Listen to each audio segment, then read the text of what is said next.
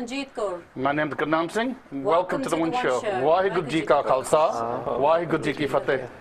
It's really nice to be back, actually. You know, I mean, I was thinking, I think I've been off 3 weeks. But 10 hafte then ho gaye, 2 hafte mein ho gaye, yeah. And so we've been away to Cyprus, and we just went last week and got back this week. Yeah, and the food was fantastic. It was brilliant. The Mediterranean diet, if you want a healthy diet, that's the diet. And if you want to do jogging, wow, around the sea, that would be beautiful. And the weather was beautiful as well. I know that when we were there, Manjeet, we were told that there was minus 5 to 10 degrees here. It was. And so certainly, the only problem is Cyprus is quite a disadvantage on the flight.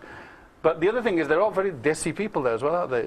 You know, very friendly people. Very friendly and Indian. They half of them look like Indians. They do. You do get mistaken by that. And there's also Gurdwara bhi at least one in Larnaca. There's actually a Gurdwara there. We didn't go to that, but there is a Gurdwara. Because, you know, whenever we go anywhere in the world, we always look out for. It's nice to do a bit of darshan as well. Yeah. And it's amazing that we have Sikhs all over the world, so that was really good. You know, you mentioned that it was cold when you came here. You do? Yeah. Yeah, you know why? Because he was wearing shorts. And I said, don't wear shorts, this is the weather, because we were going in Cyprus, it was 25 degrees, was it? Well, it's really nice, nice.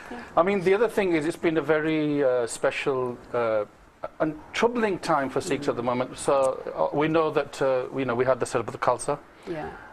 But after that, there's been what you might call state terror really on the population, arrests left, right, and centre. Many of our leaders now are in prison. So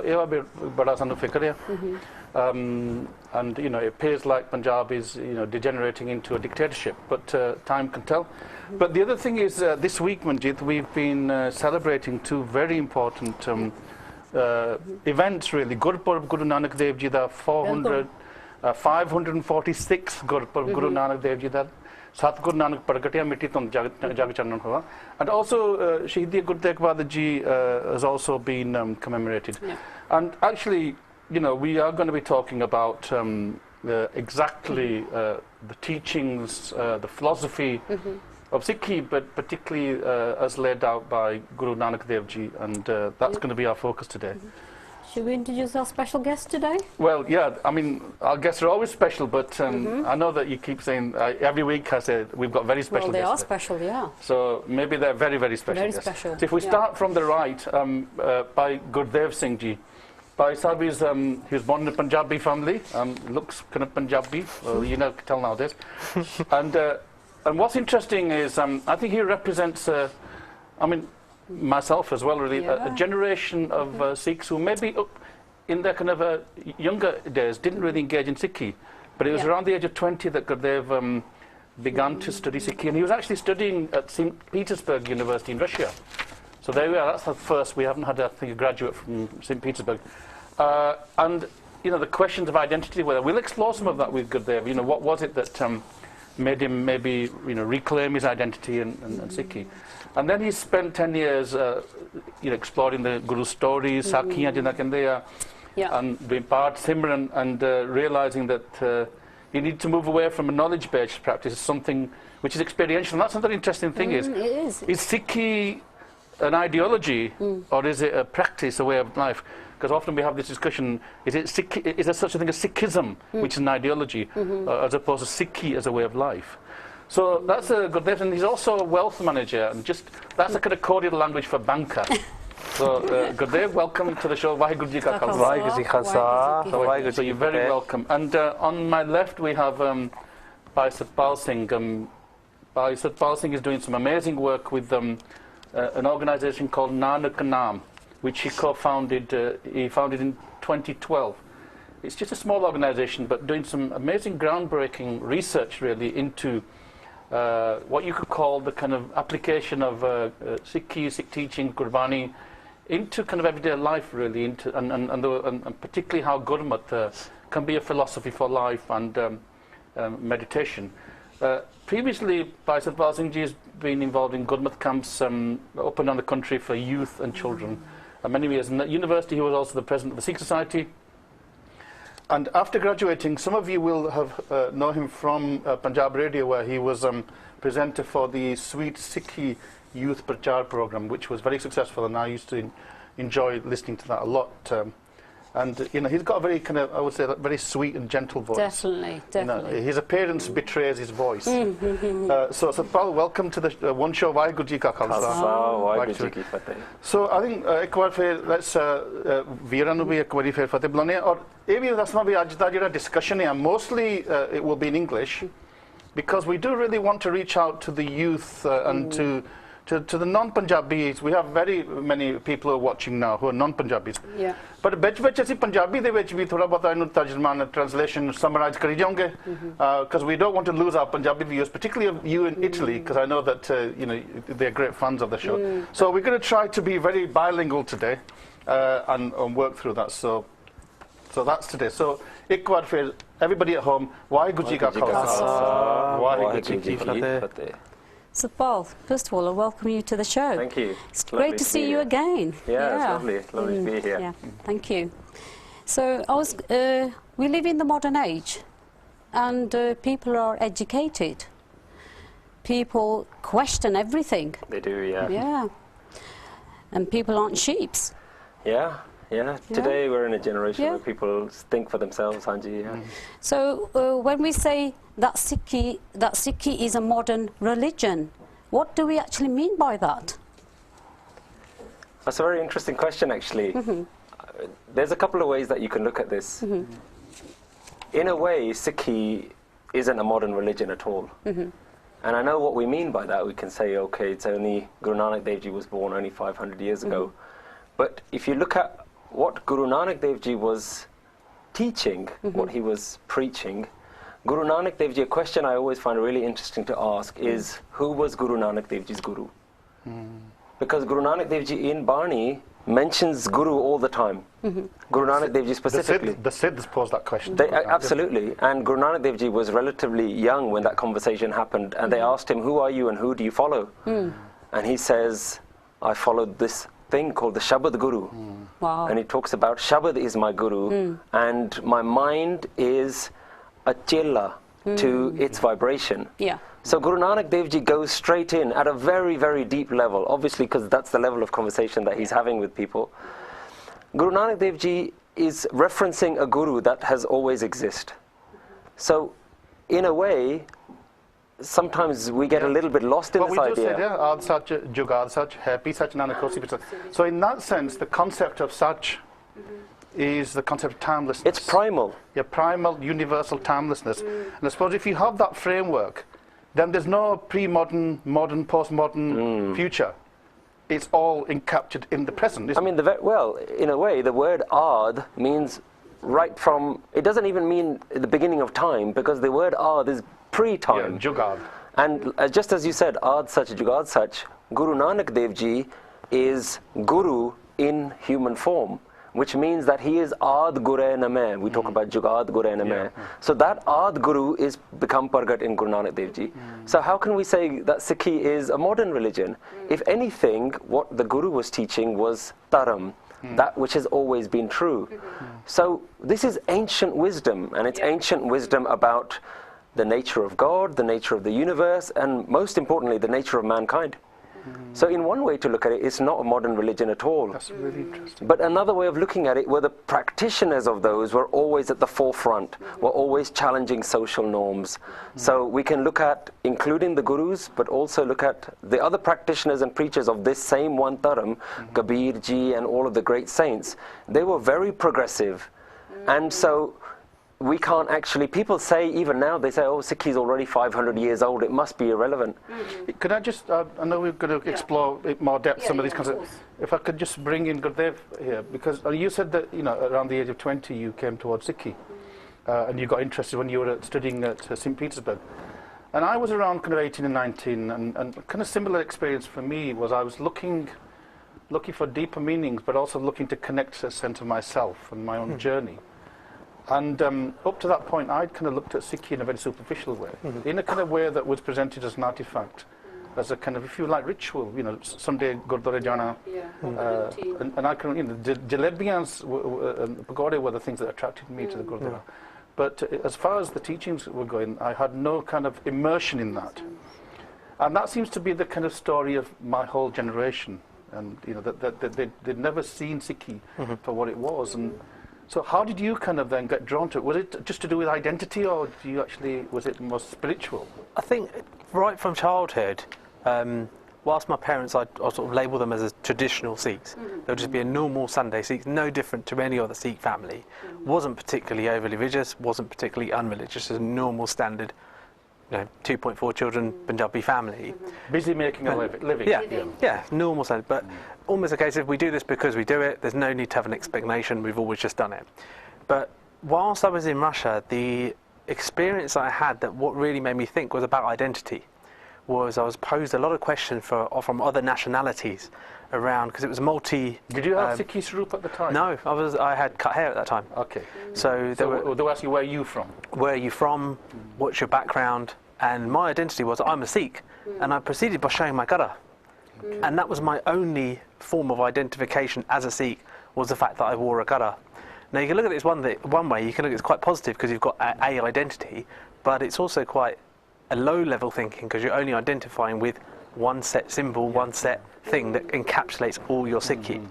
And which actually is probably the story of all that generation, because one thing we all had was a gada. Symbol of Okay, and that was one thing that distinguished us. But in a sense, it was very superficial. Yeah, and then got to ask a few more questions where they would ask me, "What's your identity? Where are you from?" And when I got back to England, my mum had been to India and she'd bought me a few storybooks. And one was the story by Daru Singh Ji. And that story was the story that really changed my life. Because from being offered all the material wealth, his choice of a Mughal woman, his choice of a government job at the time, to give up his faith, to give up his gears, he went against it. So I asked myself the same question in terms of where I am in life. What's the reason why I don't practice my faith? And the only thing I could put it down to, but it's ego-based. It's because of I want to look a certain way, I want to live a certain way, and I thought, well, if he can do that, 200-300 years ago, that's quite fickle of me not to want to practice the faith. So, and that's when I realised actually there is a thing pulling me towards this side, pulling me towards Sikhi, to have an identity, to know who I am, and that was the question that I had: is who am I? But it started to manifest itself in a physical form first. That's really interesting. I mean, I don't know, Satpal, whether you were in Sikhi from the beginning or there was a kind of transformation, some kind of moment. I mean, I hear these stories the other one that I often hear is of Banda Singh Bahadur. I was very interested in kind of Indian history and military history. And I came across Hari Singh Nalwa, and I was just kind of amazed at that. I'd never heard. So was there any moments like that for you then? Was it more? I was quite fortunate growing up that I was brought up in a family where the Sikhi Swaroop was really treasured, and my parents were very influential in making sure that I went to Punjabi school, the Gurdwara, and I was immersed in that sort of culture. In fact, they made quite a few life decisions that actually made based around the fact that they wanted their children to be brought up in Sikhi. But for me, the turning point was really when I started exploring Sikhi for myself. And that was at the point of when I was sort of 16, 17, and that's for the first time you start having discussions with your other Sikh friends, and prior to that, you only know whatever your parents have taught you. And as soon as you're confronted by other views, then you're immediately forced to actually take a stance as to why do I hold this view? Does this view make any sense to me anymore? And then progressing on to universities, for me, the university scene and the Sikh society scene was massively influential in how I actually just got exposure now to this whole range of what Sikhi and different practices of Sikhi. What year did you go to university? What year was it? Around 2000. Yeah, you see, I mean, I was at university in the late 70s and early 80s. At the time, actually, a lot of the Sikh societies were really like Punjabi society. You've been Sikh Punjab, and so it was like Bhangra, having a good time. But there was an awakening taking place amongst the youth, and for us it was the Shaheed Bhai Fauja Singh and the 13 Sikhs. And so I was in London, we used to do the counterpart at the Singh Sabha Gurdwara. And so we actually then took the Sikh Student Federation in a different direction. And then, of course, we had 1984, and then they took on a different role. I mean, what was your experience as being president of the Sikh Society and the kind of tensions that were around? President of the Sikh Society, I'm always really sympathetic for anybody who has that role, because I know how difficult that role can be. From having your own drive and your own passion, and then actually you seeing that the majority of the young Asian students actually want to go do the Bhangra scene and they want to do all that. Actually, it's very difficult to drum up interest for people to come into the Sikhi side of things. So what really worked for me was the fact that you'd have 4 or 5 people within your Sikh society. You'd have 150 members on paper, but actually only about a handful of people who turn up. So what we would do is we'd all be hopping over to other universities. Whenever there'd be events, we'd all get together and say, the 4 or 5 of us say, right, let's go to this university or that university. So that was a great networking experience to just understand where Sikhi is going. And for the first time, I mean, personally, I made my university choice based on the fact that the university that I went to had a big Sikh society. Where did you go? Brunel. Same as mine. Yeah, you're familiar. We set up the Sikh Society. Yes, yeah. And that's why I went to Brunel as well. Yeah. Because I wanted to be near the Punjabi community. Exactly. So there we are. Yeah. I don't know, you're following in footsteps. I don't know. But we were just coming back to Waheguru and... God is the center of all faiths. And so what is the meaning of God and Waheguru in Sikhi?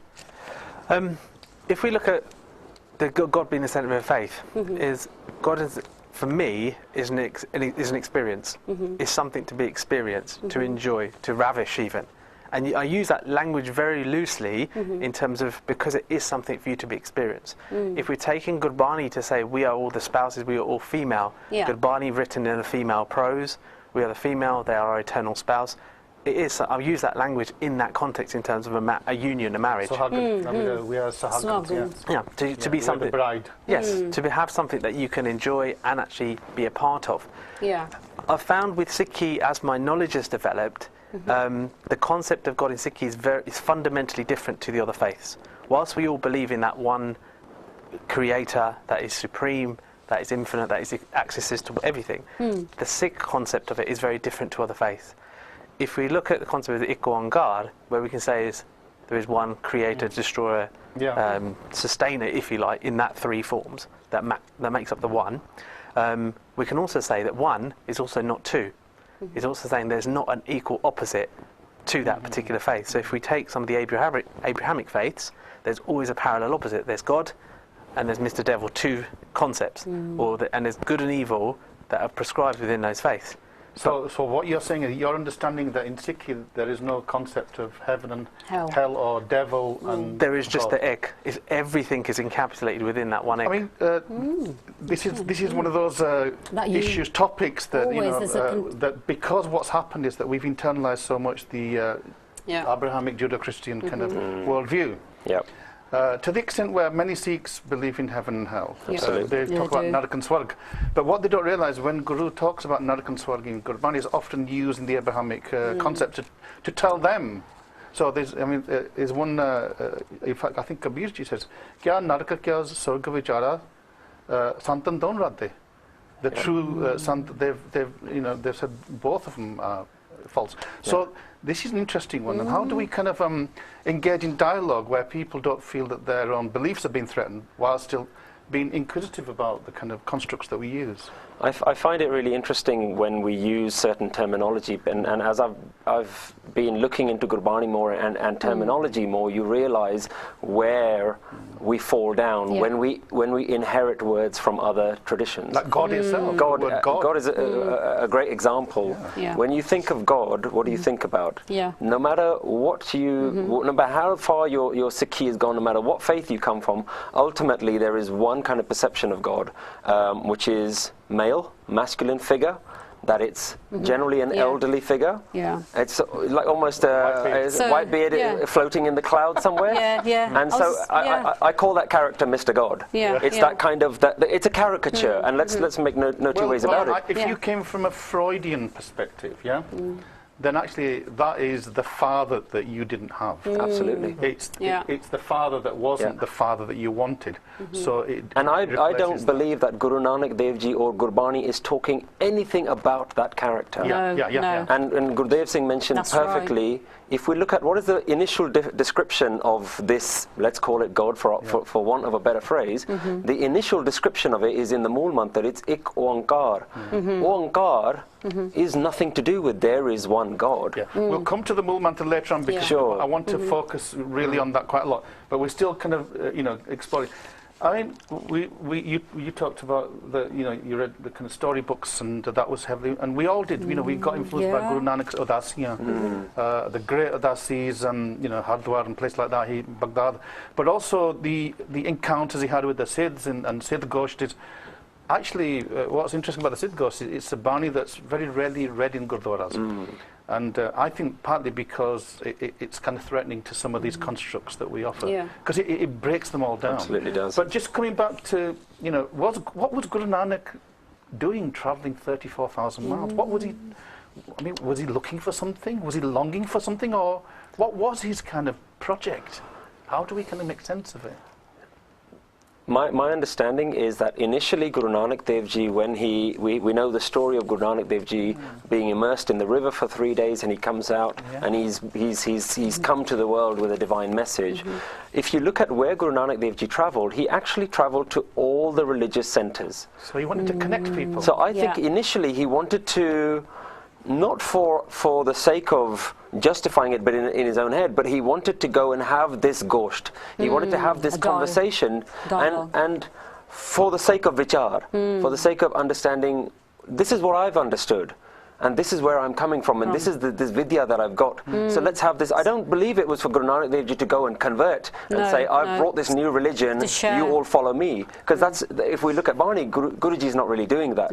It's having this conversation, but where society has followed these rituals to a point at which they've lost the original meaning, Guru Nanak Dev Ji is not afraid to go in and step in and say, actually, you've missed the point a little bit. So what we're saying is that Guru Nanak Dev Ji, I mean, if we go back to the Greeks, the Greek philosophy of, say, Socrates, and the Greek philosophers believed that the truth was pre-existing, and that the job of the philosopher king was to uncover the truth.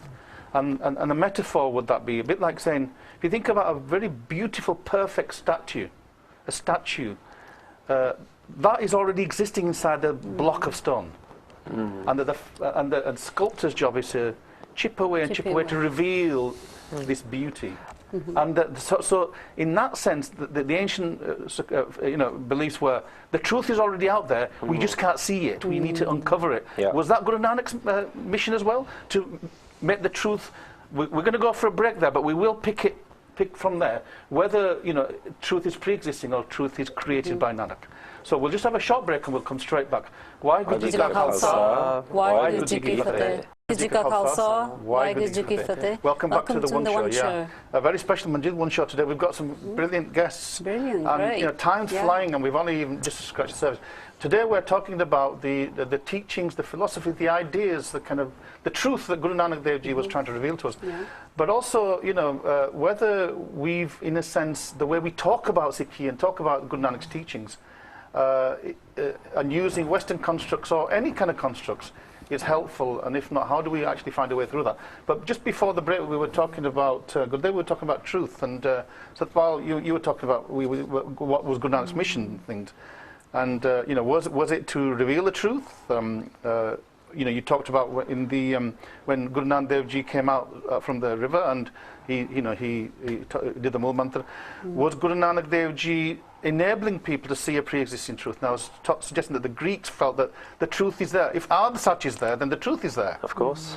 So, what was Guru Nanak Dev Ji trying to do? Dad, if you want to come in there, Gurudev, what was he trying to do? I think with Guru Nanak Dev Ji, it's how the answer to the question will be changed depending on how we look at Guru Nanak Dev Ji.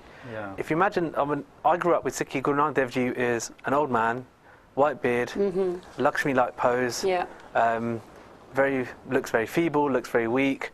Look at and think, how did this guy do 4 udasis, maybe 5 udasis all around the world? And I think that concept of Guru Nanak Dev Ji is that this saintly person that's not very strong, that is nimrata and everything. He was that as well. I'm not saying that wasn't there. But my understanding of Guru Nanak Dev Ji is from a perspective that they're a warrior. They're a warrior. They went to these places to walk from Punjab to the south of India to Sri Lanka. You've got to be fairly fit. You've got to be fairly And in strong. those days, presumably there would have been a lot of wild animals. Yeah.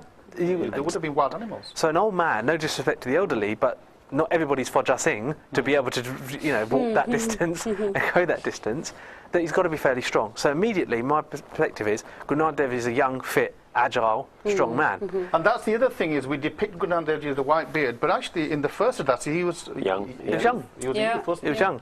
And then I almost view Guru Nanak Dev Ji as a revolutionary. Can you imagine going to Mecca now and telling the Middle East Yeah. the Islam that you're practicing is wrong?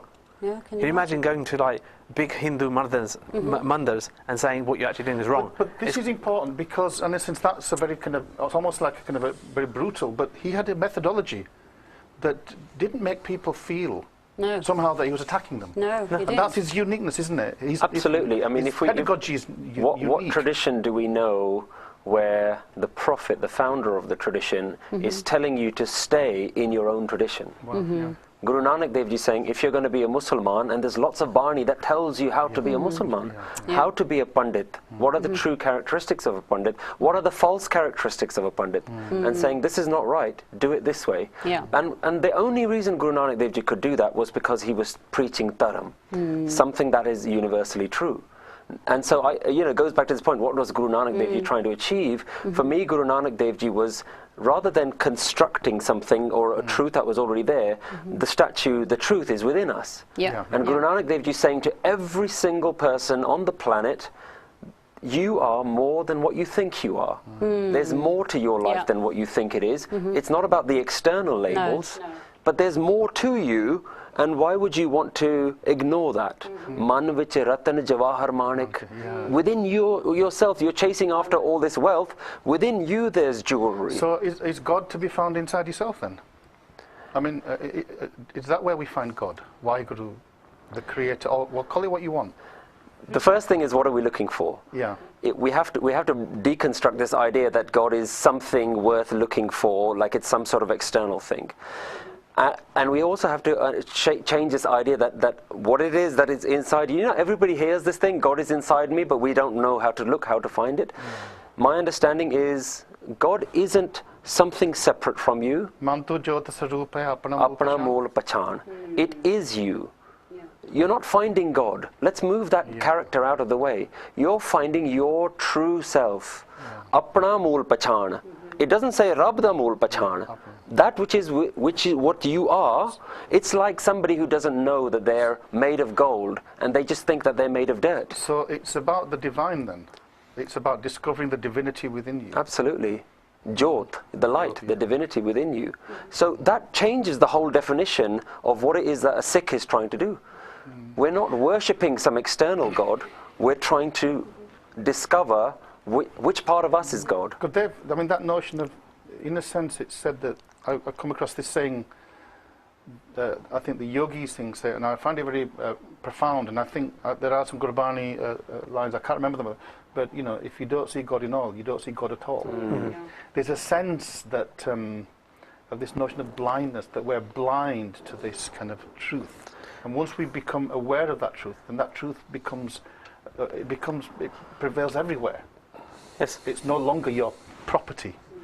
I think that when we've kind of got to a problem where we're searching for God, and if we heard, as Satpal Singh said, we're searching for this God, we know it's inside, we've got this jyot inside, and we're searching for it, but we're notionally paying reference to the fact that they're there inside. We're still searching for them outside, because we're still saying, oh, we need to go on a journey, we need to find God, we need to jump an arm. We don't realise it's all in there. It's all in there. We need to jump an arm to then we'll have darshan of God. It's something external who's going to come in, the heavens are going to open, we're going to have this big, huge event, big Hollywoodized scene of where Rab's going to appear, and we're going to be like, oh wow, this is brilliant.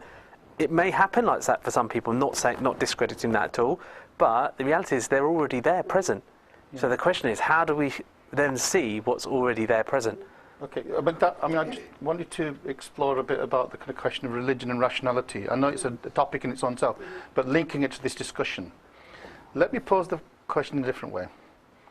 We believe there's an Atma, there's a soul. Yeah, I mean, soul is the wrong word, but there's Atma. There's a relationship between Paramatma and the Atma. And I always use the analogy of the Paramatma is like the ocean, and the Atma is one cup from the ocean. That's yeah. But does the Atma have any mass? Does it have any materiality to it? When I die, does my body get lighter because the Atma has left the body? Or how do we perceive the Atma? Is it in a different plane, in a different dimension? There's a completely different way to look at Atma as well. I want to pick up on this point that you said about the ocean. Yeah. We've touched upon this idea that there is this divine that's within us. Yeah. And then we've also talked about there's an ocean and we're a cup of water almost outside of the ocean. Still the and ocean. But and you hear this analogy that us merging with God is like a drop of water returning to the ocean. I would strongly challenge that in one way, and the one way I would challenge it is that the drop of water never left the ocean. I see. God is not just within you, we are within God. There's a very interesting Buddhist analogy where they use a lot of humor, and they say that understanding God is like a fish trying to understand water. A fish cannot comprehend the concept of water because he's in water. He's made of water. He's inside. When he opens his mouth, there's only water. And this is our situation with Atma and Paramatma. The Atma is never separate from Paramatma. The Atma is part of the Paramatma, but we just cannot see it. So the question now comes, well, what's stopping us from seeing it? And this is the path of Sikhi, is the Pachan. What is it that makes us identify with, we just see ourselves as individuals. We don't see ourselves as Paramatma, we individualize our Atma. And this is the whole game of Sikhi. This is the whole challenge of Sikhi, that we've been given this self-identity, this false belief that we exist as separate entities from everything else around us. And the very fact that we have this notion is what Sikhi is trying to unravel from us. You're not separate from God. You're not somewhere that you have to try and get back to God. You and God are essentially the same ocean. Can you take a drop of water and take it out of the ocean, put it back in, and then identify that drop again? You can't. That drop of water is seamless with the ocean. And in the same way, we are seamless with the divine right now. It's not somewhere different. That's really fascinating. But does science and... sorry, I've lost myself. Science and Sikhi? No. Does God and science mix? Does it... Well, this is an interesting question. Because you're a scientist as well. Well, it's an interesting question. I'm actually going to be giving a talk in a couple of weeks' time on that very question. I think it's really dangerous to try to claim that somehow Gurbani is scientific, or that Sikhi can be explained according to science. Not because Gurbani or Sikhi is somewhat limited, but because science is limited. Absolutely true. But my view is that science progresses by refuting its own truths. That's what science is. It's a hypothesis that's then challenged. And there was a philosopher called Thomas Kuhn who talked about scientific revolution. He said basically what science does, it creates a paradigm. And then at some point down the line, it refutes that paradigm. And then all the truths become refuted. And, so in that sense, I think it's dangerous to put Sikhi into science because science itself is time limited. Yeah. But we do have this desire nowadays. I find a lot of Sikh kind of saying, "Oh, Sikhi is rational, it's scientific." I can see why. Maybe they're appealing to a kind of secular mindset. There's a danger in this particular line of thinking, which is that we've already made science the benchmark by which we have to live up to, and that's a danger. That's a danger because we've already. In the old days, the priestly class was the authority. Now the men in the white jackets, they're the authority. And so we see them as, again it comes down to how they use language and how we use language. Science tries to measure things. That's essentially what science comes down to. If I want to measure the length of this table, you should be able to come and measure and get the same result as me. If we get the same result, then it's scientifically fact. It's proven. We will call it a fact. This table is 4 foot long. It's fact. Now, they use words like fact. We don't use words like fact. So we're talking about two quite different paradigms. We use the word such. Yep. Is that fact? Is it a completely different concept? Such is something that is permanent. Yeah. and always true. But Always isn't will that be. what a yeah. fact is? Isn't a fact something that's supposed to be Well, you permanent? yourself said that as long 2 as, plus 2 equals 4, that's a fact. unless the entire paradigm changes, and that's the interesting thing about science, is that they're open to the idea of their own rules being broken. In fact, that's a limitation of religion, construction, formalized religion, is that they try and give one version of the truth, and that can never be challenged. And Guru Nanak Dev Ji broke those ideas as well. But science and Sikhi, not that, like you said, not that they're incompatible, but there's a danger of making science the benchmark that we have to live up to it. Yeah. Science is the measure of things that can be measured. Science has no answer to how much does a mother love a child. Can Yeah. you measure No, that? of course you can't. Is there more life in you than there is in me? How much life is in you? Science can't measure No, these you things. It's can't. intangible. Yeah. Sikhi is the discussion of those that is apar, beyant, that which is intangible. So we can't use the same rulers as science, the Yeah. same measurement tools to measure things that are immeasurable. Yeah. Yeah. There are pros and cons to both. You know, science is objective. Yeah, that's a and then we'll get you back and we'll do a whole program just on science, and You we'll can, bring yeah. maybe scientists. But I just want to, Gurdev, come to you now. You said that when you kind of got into Sikhi, you were then exploring Simran. You know, and we associate Simran with Naam, or Naam Japana. And we associate Naam Japana with sitting down and going, Vaheguru, Vaheguru. Is that Simran? Is that Naam? Or is Naam something much more profound and deeper? Is it a mechanical repetition of a word? I think it depends on where you are with your development. I think it's a stage. From my experience, my understanding of it's in a stage. I personally, my journey was going through Sikhi that was very much, this is the popular method of the generation, this is how you're going to progress, is sitting in a specific pose, repeating and repeating and repeating. And you have to close your eyes. Closing your eyes, repeating, and not knowing why you're actually doing it. And again, you're hoping for a particular event to occur at the end of it. And you almost convince yourself that you're doing the right thing, but without an end product. What I've actually found is, and I've got to the point within my own experience, that Naam and Simran to me is contentment, an appreciation of what is around, but also it's a state of just accepting that hukam is an Naam, is an exception of that I have no individual influence over that. So Simran can be now. So those kind of physical manifestations could be technologies or methods of achieving that state, but it's not the state itself. Not the state itself. Can I mean, in thinking something like it's naam ke tare sagle jant naam ke tare khand brahmand. That seems very profound. Naam is one of the most profound, is the crux of what Sikhi is about. Naam is the song of the universe. Everything that the universe is doing in the motion of sound, of vibration, of song, of naad. Guru Nanak Dev Ji explores this when he talks So dar keha, when he's asking, where are you? So ghar keha jit pe sarv samale, where are you? Where's that house where you exist? Vaje tere naad anek asankha.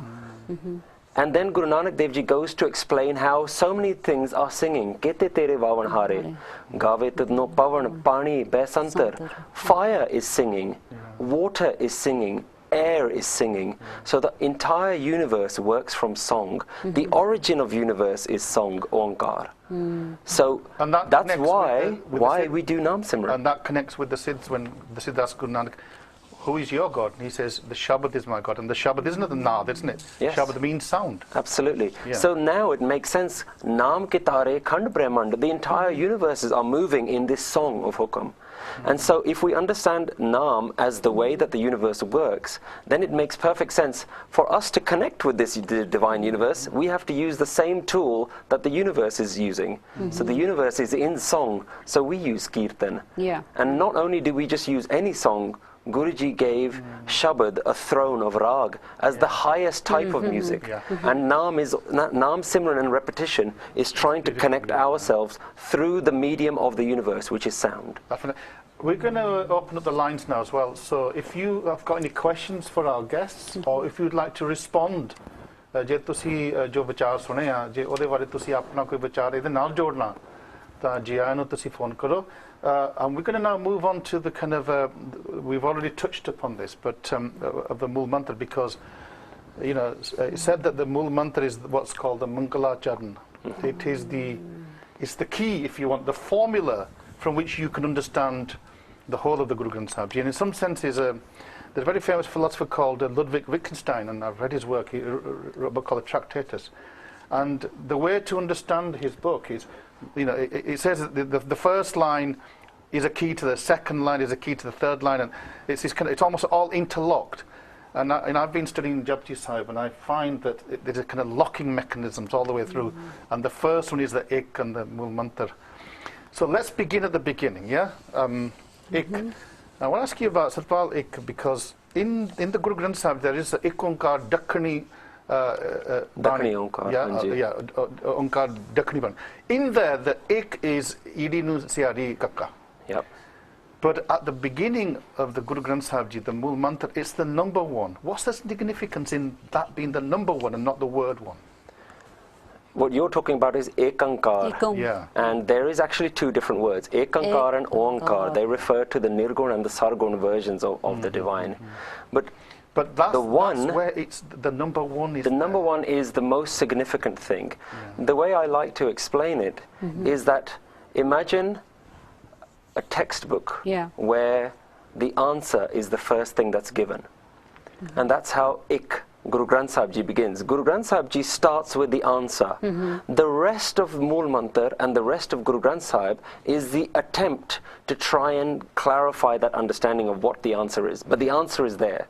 So if you understand Ik, you've understood all of the Sikh message, all that the Gurus have tried to explain. But the Ik itself, it sounds so simple and small, but in the entire universe is within that one digit. It's the most profound thing.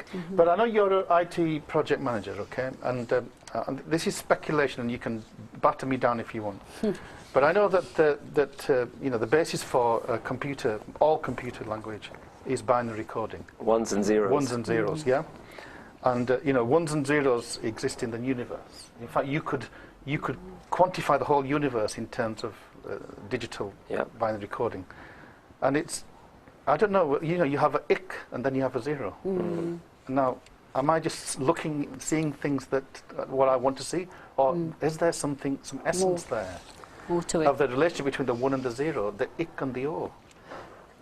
By definition, the zero is also contained within the one. Because by separating one and zero, we create this duality which Ik is trying to get us away from. And it's what Gurudev Singh talked about before, that the idea that there is a God and there is the opposite of God is what we get into when we say the Ik and the zero. But actually within zero there is one, and within one there is zero. It's all merged into the thing, and that's what Ik is trying to explain, is that whatever your question is in Sikhi, the answer is always one. So you have to go back to the Ik. How do I explain this back in terms of Ik? And what Ik is trying to say is that there is actually no multiple universe. There is actually no you and you and you. All that there exists right now is one thing. Call it God, call it universe, call it life, whatever you want to call it. There's actually one thing right now. This conversation that's happening is between the same thing having a conversation with itself. What we've done is we've separated out. So I am not you. No. So I am distinctly different from you. That's our mentality. Guru Nanak Dev Ji is saying that you aren't what you think you are, and what you are is inside you, is inside you, is inside you. It's all one. So the Ik is actually far greater of a mind shift, and that's the first thing that I find most of us aren't doing that. amazing. We're not doing that at all. So as long as you skirt around this idea of what Ik is and you don't really address it, you can do whatever you like in Sikhi, but you've not got to the root of it. On the oneness, you know, you find it in Gurbani, so many places. Ek shabd ek tu hi. 3 times. Ek tu raya. So Guru Nanak, and some people say that this was one of the major departures, you know, in Guru Nanak's teachings from the prevailing kind of Hindu kind of cosmology, which was talking about and we often talk about the monotheistic or the polytheistic kind of world. Is it worthwhile, or is that again another kind of Judeo-Christian kind of view of the world? when you look at monotheism, the idea is that The one. you hear that Sikhism is a monotheistic religion that straight away fits into a very Christianized framework. Yeah. That whatever it is separate from us. It's some divine Mr. God character. Yeah. Then you go on to polytheism, then you've got pantheism, then you've got panentheism, and actually even once you go into those levels, they're actually debating what those meanings are themselves. They haven't quite got it. That's why we put all of those terminology aside, because What we're not about into that. another one, which is deism? I don't know if you've come across deism. No. Have you come across deism? Look it up here, D-E-I-S-M. And what deists say, which I find actually quite close to my readings of Gurbani, the deists say that there was the one creator who created the creation, and then the creation unfolds in its own kind of natural kind of, as it were, nature, and that could be kind of hukam. So that then what the Guru is teaching us is to see the creator in the creation, and the creation is manifest in nature. But we'll go to a break and then we'll come straight back to this. Waheguru Ji Ka Khalsa, Waheguru Ji Ki Fateh.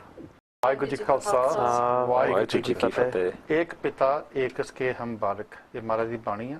So far in our discussion on the teachings of Guru Nanak Dev Ji, we've kind of got to this point of ik, or one. And what does that actually mean? And it's a very profound and very important question, because Sara Guru Granth Sahib ekde khada. All of the kind of teachings start from the one. I know, Gurudev, you've got some thoughts about the notion of the oneness, yes? So I'll tell you what, if you can hold on to that, I've got a call. We'll just take the call and then we'll come to you see. So, Waheguru Ji Ka Khalsa, Waheguru Ji Ki Fateh. Hello? ਹਾਂਜੀ ਵਾਹਿਗੁਰੂ ਜੀ ਕਾ ਖਾਲਸਾ ਵਾਹਿਗੁਰੂ ਜੀ ਕੀ ਫਤਿਹ ਜੀ Right, sir, swagat ਤੁਹਾਡਾ. Can you give us your name and where you're calling from? ਹਾਂਜੀ, ਨਾਮ ਦੱਸੋ. ਜਗਦੀਸ਼ ਸਿੰਘ ਹਾਂਜੀ? Jagdish Singh Jagdish, okay, welcome to the show. What would you like to say? ਹਾਂਜੀ ਵਾਹਿਗੁਰੂ ਜੀ ਕਾ Khalsa Sir, Waheguru Ji Ki Fateh. ਹਾਂਜੀ ਆਪਣੇ ਪਿਆਰੇ ਵੀਰਾਂ ਨੂੰ ਵਿਚਾਰ ਸੁਣ ਰਹੇ ਬੜੇ ਚੜ੍ਹਦੀ ਕਲਾ ਵਾਲੇ Yeah. ਵਿਚਾਰ ਹੋ ਰਹੇ ਆ ਇੱਕ ਮੈਂ ਇੱਕ ਦੋ ਪੱਖੀ ਇੱਕ ਇੰਟਰਲਿੰਕ ਦੋ ਸਵਾਲ ਰੱਖਣਾ ਚਾਹੁੰਦਾ ਜੋ ਇੱਕ ਦੂਜੇ ਨਾਲ ਸੰਬੰਧਿਤ ਹੈ Yeah. ਕਿ ਬਲਹਾਰੀ ਕੁਦਰਤ ਵਸਿਆ ਜੀਆ ਜੰਤਰ ਸਭ ਤੇਰਾ ਖੇਲ ਇਸ ਦੀ ਜਿਹੜੇ ਜਿਹਨੂੰ ਅਸੀਂ ਸਿੱਖੀ ਕਹਿੰਦੇ ਆ ਕਿ is this a man-made religion for man's salvation ਕਿ ਇਹ ਇੱਕ ਮਨਮਤ ਵਾਲਾ ਮਜ਼ਹਬ ਹੈ ਜਾਂ ਬੰਦੇ ਦਾ ਬਣਾਇਆ ਹੋਇਆ ਮਜ਼ਹਬ ਹੈ ਜਿਹੜਾ ਕਿ ਬੰਦੇ ਨੂੰ ਉੱਚਾ ਕਰਦਾ ਹੈ ਜਾਂ is it a way of life, a way of thinking, a way of awakening, which is all-inclusive, sarbat, all-inclusive. It's Okay, a very important swal. Jagdish, really brilliant question. I'm going to... Yeah, because I tell you for why. Yeah. ਜਿੰਨੀਆਂ ਅਸੀਂ ਦੁਨੀਆ ਦੀਆਂ ਮਜ਼ਹਬਾਂ ਨੂੰ ਵੇਖਦੇ ਹਾਂ, Christianity, Islam, and so much more, ਉਹ ਸਾਰੇ ਦੀਆਂ ਸਾਰੀਆਂ ਸਵਾਏ Buddhism ਨਹੀਂ ਇਹ ਕਰਦਾ, ਬਾਕੀ ਸਾਰੇ ਕਰਦੇ ਆ. They all give supremacy to the human person, human salvation, human this, human that, human pilgrimage. Where does Sikhi stand in all of this? Okay, Jagdish, brilliant question. I'll put that to Satpal, but thanks for calling. So I'll... Thank you very much. Satpal, Brilliant question. I mean, on the one hand, Manukhi Janam, Paiprath, so there is a great status to Manukhi Janam. Yes. But Jagdish's question is, does Guru see nature, the animals, in equivalence with the human form, or does it see human form as something more deserving? It sees humans as the one opportunity. Rather than calling it deserving, which creates a hierarchy, Yeah. there's an opportunity within Manas Janam, Yeah. which others don't necessarily have. They don't necessarily Or a get this opportunity. responsibility. Or a responsibility, because the humans are destroying the ecology. And I think Yeah. that's where Jagdish is coming from, that the humans are actually destroying God's creation. Well, the responsibility will only come in when we have the mindset to understand what our relationship is. Yeah. And like you said, there was a very interesting question: is this a man-made religion that's separate from the other religions? And I would categorically say no. This is Sagal Taram me Sresh Taram Har Ko Naam Jap Nirmal Karam. This is the Taram of all Tarams, the true meaning of all Taram, which is Har Ko Naam, Naam Simran.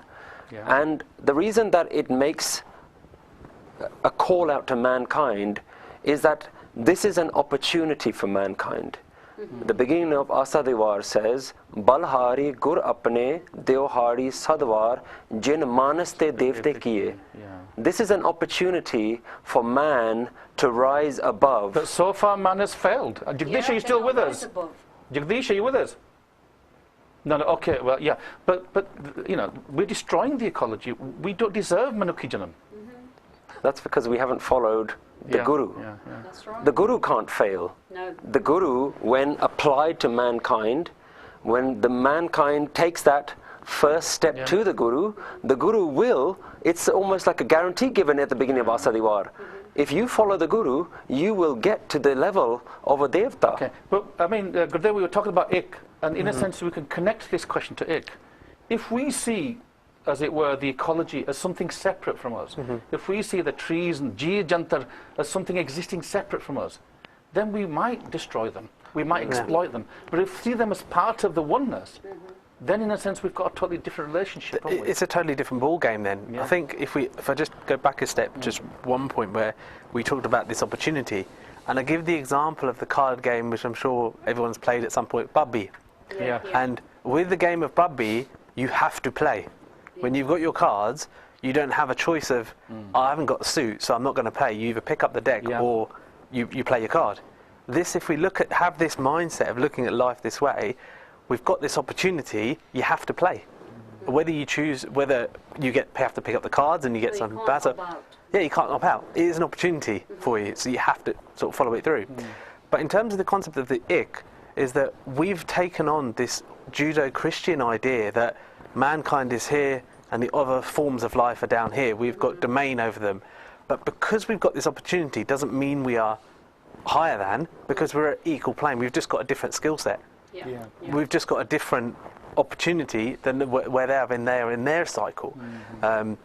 Not to say they're any higher or lower, we're just all part of that Ik. You're all on the same plane, same level, but we've got this unique opportunity from where we are. If we look at Ik through any Shabad, and we can test the theory of Ik, if we take Ik and look at any Shabad within Guru Maharaj, and you look at it through the paradigm of Ik, you'll change your understanding of that Shabad straight away. Wow. Okay, so far we are now talking about the Mool Mantar.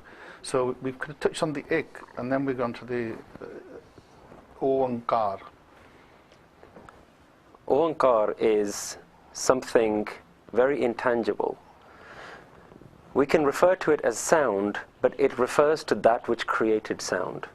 And again, just as Gurudev Singh said, in order to understand it, you have to understand it by applying the lens of Ik first. How do you make a sound? You have to have two things that hit to clap. Oankar can't be a sound because it's Ik. So there aren't two things to make a sound. There's only one thing. So it is the sound that, it is the origin of sound. It's the thing that sound comes out from. How does that link in with the Hindu concept of Om as the celestial original kind of sound in the universe, the Nad? Is there some link there? Anyone who studies Sikhi, who goes into the grammar, goes into the history of the word, and all the great scholars of Sikhi, whether it's Professor Sahib Singh, whether it's Ghan Singh Nabha, Maskeen Ji, they all say that Om and Onkar are actually the same thing. Okay, we'll come back to, I know there are lots of theological and debates about that, but let's take another call. Waheguru Ji Ka Khalsa, Waheguru Ji Ki Fateh. Hello? Oh, hello, yes, hello. Hanji, you're live on the Kal channel. Bhai Sahab, give us your name and where are you calling from? My name is Satpal, I'm from Leicester. Hanji, Fateh Ji, Hanji Bhai Sahab, what would you like to say? Yeah, my question is to both lads, is that Hukam, understanding Hukam, and you accept God's will, how do you take action after that? Because if everything's God's will, how do you then think, okay, I need to do this?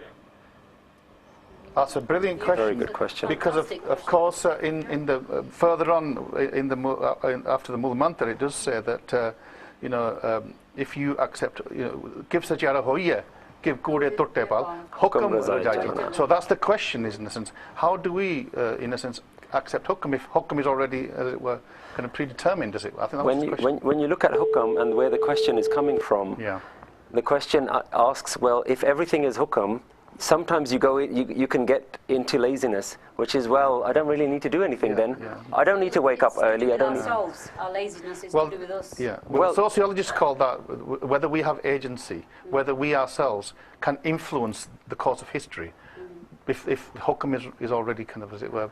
And so Guruji speaks to the mind in different levels. Okay. So people who are at the level where they can fully accept hukam, you know, the Mahapurush, the Brahmgyanis, they're fully in that state of hukam.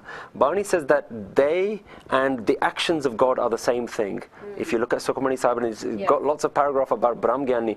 Brahmgyani and Parameshwar Aap. It's the same thing. Hukmi hove parwan ta khasme ka mel pais. Absolutely. There is, you are in that game, you're already playing that game as part of it. Yeah. But Guruji also talks to the common people. And for them, he's used the word uddam karo, do effort. Yeah, yeah. You have to do effort to the point the that results. before you get the results. When you get the result, you realize it wasn't your effort to begin with. Then that was hukam. Yeah. The effort itself was the hukam. Yeah. But you don't necessarily know that. And so there's a danger of complacency where you can just sit back and actually say, Be oh, lazy. God is doing everything. I don't need lazy and you to. don't When need to God do wants to anything. enlighten me, He can. But it doesn't work like that. Well, it can work like that. it? The reason it can work like that is that if that's where you are, that's your hukam. Right. If you're at the stage where actually I have a thirst for Waheguru, I have a thirst Yeah, for yeah, Sikhi, yeah, for yeah. pyar, that's your hukam. I understand that. All of that Yeah, is your yeah, hukam. well, So if yeah. you're lazy, let's not have a go at someone. Oh, no. That's their hukam. Yeah. That's where they are. Until something has to ignite in Something them. will click. Every single person I've ever spoken to who was blessed with Amrit, they always say, I had a calling.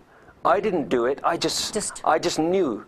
A light bulb switched on inside me. Yeah. Hukam is working through all of us Yeah. all the time. Whether you want to make that hukam go in a particular direction towards Sikhi or you want to be lazy, all of that is What if- the I mean- hukam playing itself out. One of the ways I've tried to think about this, coming from a scientific viewpoint, is that in science or in nature there are certain kind of laws, certain kind of causal effects. So, for example, if I put bleach onto my lawn, then that's going to destroy the grass. But Cause if I and effect. Yeah. put water onto the lawn, it's going to make it green. And I'm trying to overlay the concept of hukam onto these processes. Is there a kind of any mileage there? So hukam is, in a sense, the laws of nature. It is the ultimate law. It's Yeah. the ultimate law of as things are happening, so they shall continue to happen. So there's a delusion there that if we put water in, even you sort of mean. One of the things that we do with Sikhi is we like to think about it from a very black and white way. Yeah, yeah, and it's yeah. never black It's and white. never like that. Sikhi is the grey area. Yeah. Not that there's confusion in Sikhi, but the same thing can be seen from two different So sides. Oh, yeah, we've yeah. we've only got 3 minutes left now, so we want to kind of do some wrapping up now. But we will definitely, if you guys agree, we will definitely pick up and then do It'll be another fun.